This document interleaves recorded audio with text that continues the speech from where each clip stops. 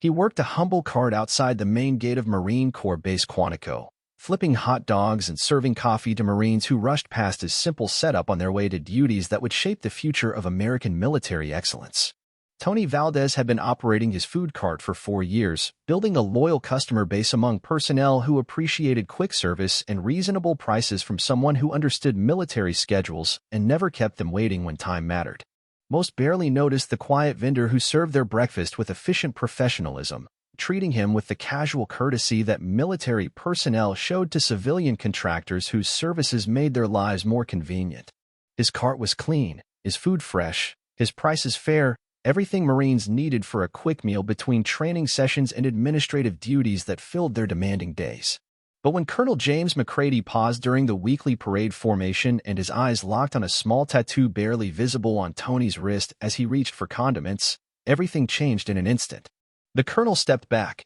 stunned, his face draining of color as recognition dawned. "That's impossible," he muttered, his voice carrying across the suddenly quiet formation as Marines turned to see what had captured their commander's attention so completely. The parade line froze in perfect formation as hundreds of eyes focused on the simple hot dog cart that had been part of their routine for years. Because that symbol on Tony's wrist wasn't just ink on skin, it belonged to a unit so elite that their stories were buried in classified files deeper than most generals would ever see. Their missions were whispered about in the highest levels of command, their very existence denied by official sources that preferred to maintain plausible deniability about capabilities that could reshape international relations. That day, they didn't just see a vendor serving hot dogs. They saw a warrior who had once fought where no one else dared, whose classified operations had shaped conflicts most Americans didn't even know had been threatened. Welcome to Silent Salute. Marine Corps Base Quantico buzzed with its usual morning energy as thousands of Marines began another day of training and operations that would prepare them for deployments around the world.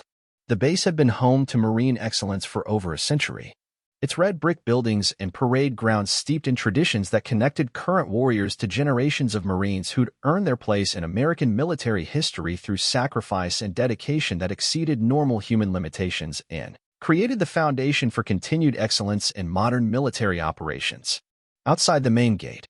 civilian life intersected with military routine through businesses that catered to Marine families and personnel who needed services that weren't available on base or who wanted to support local communities that had grown around military installations over decades of mutual dependence. Fast food restaurants, dry cleaners, barbershops, and convenience stores lined the commercial strip where off-duty Marines spent their pay and families shopped for necessities that made military life more manageable while building relationships between military and civilian communities. Tony Valdez's hot dog cart had become part of the morning landscape for Marines who needed quick breakfast before early formation or training that began before the base dining facilities opened for regular meal service. Providing convenient access to quality food that met their nutritional needs while respecting time constraints that military schedules imposed on personnel whose responsibilities couldn't be delayed for personal convenience. His location just outside the main gate provided convenient access for personnel who wanted to grab coffee and food without the time delays that formal dining involved when schedules were tight and responsibilities demanded punctuality that reflected military standards for timeliness and preparation. The strategic positioning also allowed Tony to observe military activities that reminded him of his own service while maintaining the civilian status that protected his privacy about experiences that remained too classified for casual discussion. At 48, Tony moved with the efficient economy of someone who understood the value of systematic preparation and precise execution in everything he did. Whether serving customers or maintaining equipment that had to function reliably under demanding conditions, his cart was organized with military attention to detail, his ingredients fresh and properly stored according to health standards that exceeded local requirements. His service consistent enough that regular customers knew their orders would be ready before they finished asking for their usual breakfast combinations. The systematic approach to his business reflected training that had been developed through years of military service where attention to detail meant the difference between mission success and catastrophic failure, where systematic preparation prevented problems that could compromise operational effectiveness, and where consistent performance under pressure was expected rather than exceptional. These habits had transferred naturally to civilian employment that utilized the same organizational skills in different contexts. Marines who frequented Tony's cart appreciated his obvious understanding of military culture and schedules, recognizing someone who knew that Marines couldn't be late for formation,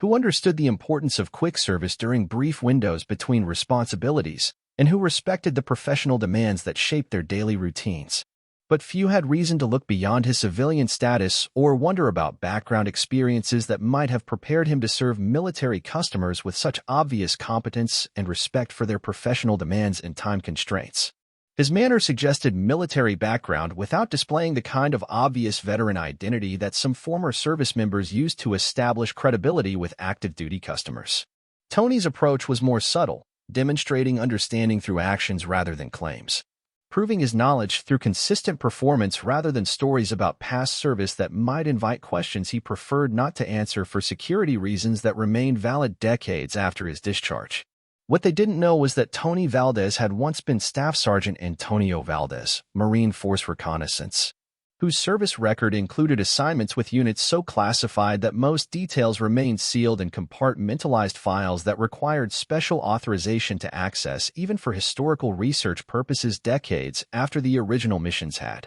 concluded successfully without public acknowledgement of American involvement in activities that had shaped international relations through means that required permanent secrecy. His military service had included deployments to locations that didn't appear on maps available to conventional forces, conducting operations that were never officially acknowledged by any government agency because success required maintaining plausible deniability about American capabilities and involvement in activities that could have created diplomatic complications affecting relationships with allied governments whose cooperation remained essential for broader strategic objectives that spanned multiple regions and involved complex coordination between civilian and military agencies. Tony's transition from elite military service to civilian food vendor had been deliberate and carefully planned, motivated by his desire to remain connected to the military community that had shaped his adult identity while finding peace in work that built relationships rather than eliminated threats through the precise violence that had defined his previous career. In special operations units where mission success was measured through elimination of enemy capabilities rather than construction of positive outcomes. The hot dog cart represented more than business opportunity. It was therapeutic occupation that allowed Tony to serve Marines while processing memories of classified missions that remained too sensitive for discussion with therapists who lacked appropriate security clearances or family members who would never understand the complexity of operations that had taken him to places most Americans couldn't locate on maps and involved activities that officially never happened according to government sources. His choice of location near Quantico wasn't coincidental but reflected his understanding that proximity to active military operations provided psychological comfort that helped him maintain connection to the sense of purpose that had motivated his service in units whose missions affected international relations in ways that could never be publicly acknowledged for security reasons that protected ongoing operations and intelligence sources whose effectiveness depended on continued anonymity. The work itself provided satisfaction that came from visible results and immediate feedback. Unlike his previous career where success was measured through mission accomplishment that couldn't be celebrated publicly and where personal satisfaction had to be derived from knowledge that classified operations had protected American interests without recognition from people who benefited from security they would never know had been threatened. The weekly parade at Quantico was a tradition dating back to the base's earliest days,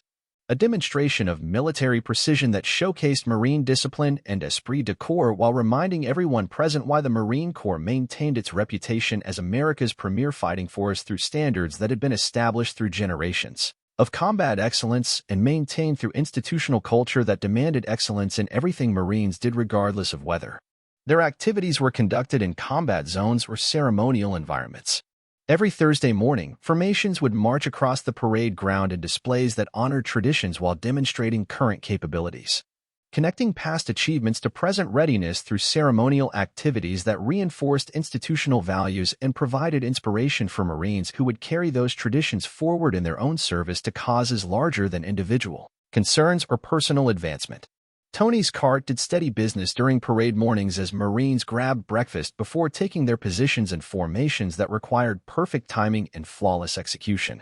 demonstrating the same attention to detail that characterized all Marine activities whether they involved ceremonial displays or combat operations. The scheduling worked perfectly for his operation. He could serve the early crowd efficiently,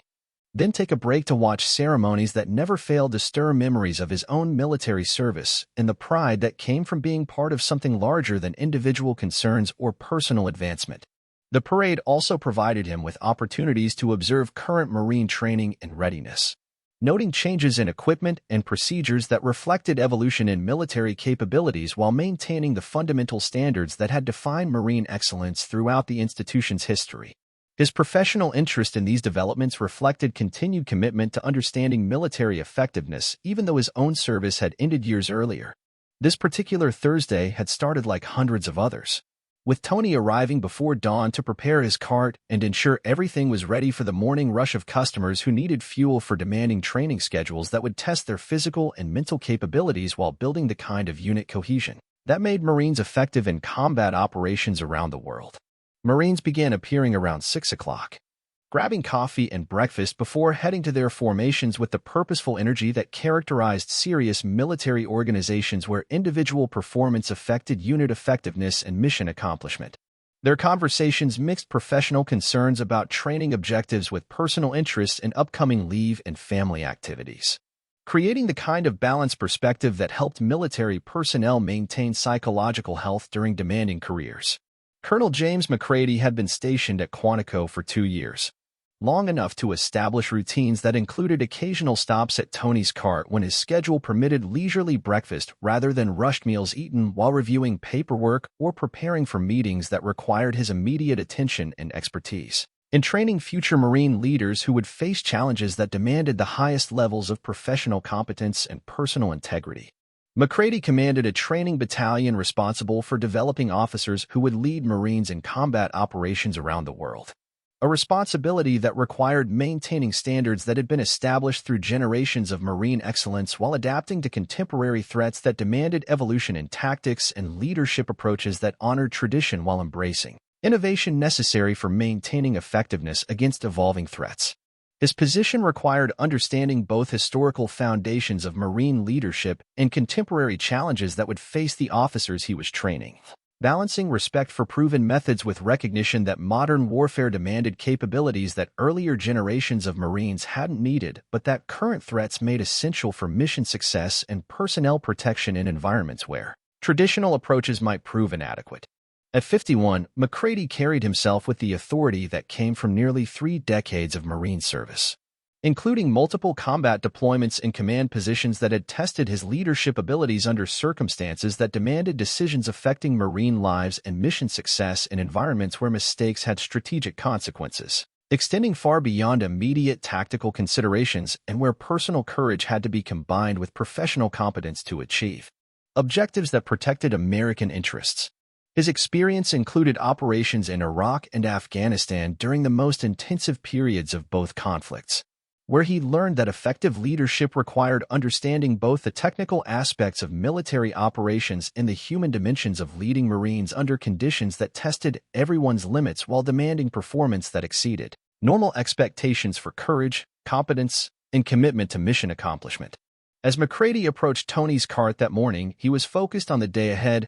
final preparations for the parade that would demonstrate his battalion's readiness and professionalism, a staff meeting afterward to discuss training modifications that would better prepare Marines for contemporary operational requirements, and evaluations that would determine which officers were ready for advanced leadership responsibilities in units deploying to challenging environments where their decisions would affect both mission success and Marine lives. Tony was working with his usual efficiency, serving a line of Marines who needed to eat quickly before formation time that couldn't be missed without affecting unit readiness and parade precision that reflected Marine Corps standards for excellence in everything they did regardless of whether operations were conducted in combat zones or ceremonial environments that demonstrated institutional capabilities to audiences that included both military personnel and civilian observers who needed to understand Marine excellence. The breakfast rush required systematic efficiency that Tony had perfected through years of practice, serving customers quickly while maintaining quality standards that reflected his respect for Marines who depended on him for nutrition that would sustain them through demanding physical activities.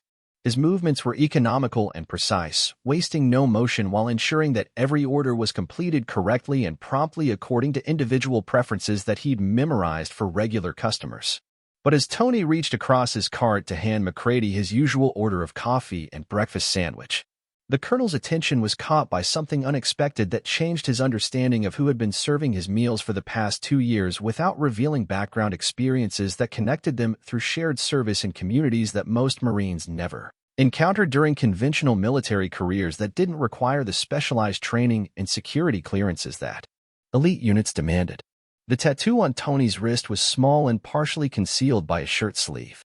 becoming visible only when he stretched to reach condiment dispensers that were positioned to accommodate customers while maintaining efficient workflow that allowed him to serve multiple people quickly during busy periods when Marines had limited time between responsibilities that couldn't be delayed without affecting their performance in subsequent activities. The image was simple but unmistakable to anyone with knowledge of special operations units that operated under classifications that exceeded normal military security protocols and whose existence was acknowledged only within communities that had direct involvement with capabilities that most military personnel never encountered during conventional service that didn't require specialized training or security clearances that protected information about methods and capabilities that remained sensitive for national security reasons. A stylized eagle clutching both an anchor and a rifle, surrounded by text too small to read clearly but positioned in ways that suggested official unit designation rather than personal decoration chosen for aesthetic reasons or general military identification. The design elements were specific enough to identify not just military service but particular communities within special operations that operated according to different standards and requirements than conventional military units. McCready had seen that symbol before in classified briefings about Marine Special Operations capabilities that might support his conventional units during joint operations that required coordination between different types of military formations with varying capabilities and limitations that had to be understood for effective planning and execution. The tattoo belonged to force reconnaissance units that handled missions requiring capabilities beyond those available through conventional infantry organizations. But this particular variation of the Force Recon symbol included additional elements that indicated service with Task Force Black, the classified unit responsible for the most sensitive Marine operations during the height of the global war on terror when threats required responses that exceeded conventional military capabilities and demanded personnel whose training and clearances enabled them to conduct operations that couldn't be acknowledged through normal military recognition systems. McCready had never served with Task Force Black personally, but he'd received briefings about their capabilities during his own command assignments and had heard enough classified stories to understand that personnel selected for their operations represented the absolute elite within an already elite community whose standards exceeded normal special operations requirements and whose missions involved activities that officially never happened according to government sources. Task Force Black operators were legendary within the Marine Special Operations community, their selection process so rigorous that even Force Recon veterans rarely qualified for consideration. Their training so classified that families often didn't know their loved ones' true assignments. And their operations so sensitive that success or failure could affect international relations without public awareness of American involvement in activities that shaped global events through means that required permanent secrecy. The revelation that his food vendor had served with Task Force Black created cognitive dissonance for McCready, who had to reconcile his understanding of elite military service with the humble civilian employment that Tony had chosen for reasons that suddenly seemed more complex than simple career transition. The implications suggested experiences that would have prepared Tony for almost any civilian employment he might have chosen, making his decision to operate a food cart near a military base seem deliberate rather than coincidental. McCready's mind raced through implications as he studied Tony's demeanor with new understanding of background experiences that had prepared him for civilian employment but couldn't be discussed without compromising security protocols that remained in effect decades after original missions had concluded successfully without public acknowledgement of activities that had influenced international relations through means that required continued protection of sources and methods. The vendor's obvious familiarity with military culture, his unconscious use of terminology that suggested extensive operational experience, his positioning of equipment that maximized security while providing efficient service, all suddenly made sense in ways that conventional military experience couldn't explain, but that became obvious when viewed through the lens of special operations training that emphasized situational awareness and operational security as fundamental survival skills. The conversation that followed McCready's recognition was brief but profound. conducted in the careful language that veterans used when discussing experiences that remained classified despite the passage of time and changing political circumstances that might affect public understanding of operations that had influenced international relations through means that required permanent secrecy to protect intelligence sources and methods that continued to be relevant for current operations. Tony's responses confirmed McCrady's assessment without revealing operational details that remained protected by security classifications that exceeded normal military secrecy requirements. But his acknowledgement of shared understanding created connections that honored both men's service while respecting requirements that governed discussion of activities that could affect national security if details became publicly available through unofficial channels that might compromise ongoing operations or future capabilities. The parade formation that had been proceeding with normal precision suddenly found itself witness to something extraordinary as McCrady made a decision that violated standard ceremonial protocol but honored obligations that transcended normal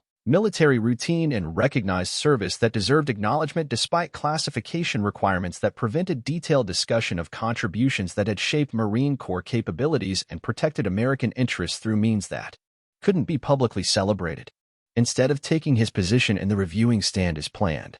McCrady called for the formation to halt while he publicly acknowledged service that deserved recognition despite classification requirements that prevented detailed discussion of operations that had contributed to national security in ways that most Americans would never understand but that had influenced their freedom and security through sacrifice that exceeded normal expectations for military service. The Marines who composed the parade formation understood immediately that something significant was happening near the hot dog cart that had been part of their routine for years without triggering recognition of the extraordinary background that had been hidden behind civilian employment and humble service to their community. Their colonel's deviation from standard protocol indicated circumstances that required immediate attention and respect for whatever had prompted such unusual recognition. Word spread quickly through the formation about the tattoo that had revealed Tony's background to their colonel, creating ripples of understanding that connected current Marines to heritage and traditions that extended beyond their immediate experience to include operations that had shaped their profession in ways they were only beginning to comprehend as they learned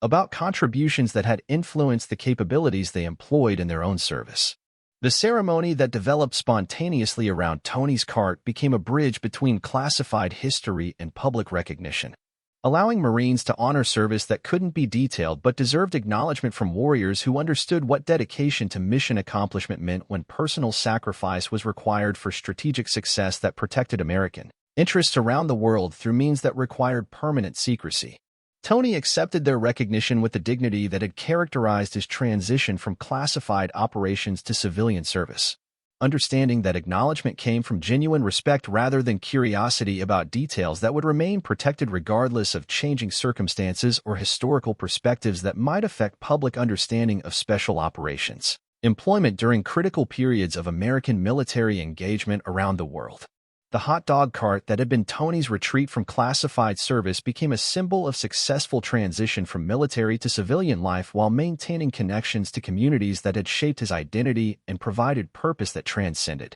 individual advancement or material success measured through conventional metrics that didn't account for service to causes larger than personal concerns or individual achievement. Marines who learned about Tony's background began approaching him for guidance about professional development and leadership challenges. Drawn by the opportunity to learn from someone whose experience exceeded their own despite his current employment in roles that didn't reflect the full scope of capabilities he developed through decades of service in units that represented the pinnacle of Marine Corps excellence and had established standards that influenced contemporary training and operational methods. Tony's willingness to share insights about leadership and tactical thinking provided valuable mentorship that enhanced young Marines' preparation for responsibilities they would assume in units whose missions continued the work that Task Force Black had pioneered during his own career in special operations that had shaped contemporary Marine Corps capabilities and employment methods while establishing traditions that connected current operators to heritage that honored sacrifice while maintaining operational effectiveness. The weekly parades at Quantico became opportunities for informal recognition of Tony's contributions to Marine Corps heritage. Though the specific details of his service remained as classified as the operations that had made Task Force Black legendary among special operations personnel who understood their significance to national security and international stability during critical periods of global conflict that had tested American resolve and capabilities. Tony never sought recognition for his classified service or acknowledgement of contributions that had shaped Marine Special Operations capabilities that continued to protect American interests in environments where conventional forces couldn't operate effectively, preferring the quiet satisfaction that came from serving Marines through civilian employment that utilized different skills while maintaining connection to the community that had shaped his adult identity. He'd found peace in civilian work that allowed him to serve the Marine community while processing memories that remained too sensitive for public discussion but could be honored through relationships with people who understood their significance even when specific details had to remain protected for security reasons that transcended individual privacy to include protection of ongoing operations and future capabilities. But when recognition came from people who understood the significance of his service, it arrived in perfect form. Acknowledgement from Marines who appreciated what his contributions had meant to their profession and their ability to conduct missions that protected American interests in environments where conventional forces couldn't operate effectively while maintaining standards that had been established through decades of operational experience and sacrifice that exceeded normal military expectations. This story was brought to you by Silent Salute. Have you ever known someone who never asked for recognition but deserved more than anyone else? Someone whose greatest contributions remained hidden behind humble circumstances? Tell us in the comments what they meant to you and how their example continues to inspire. Hit that subscribe button to support the channel. We'll see you in the next one.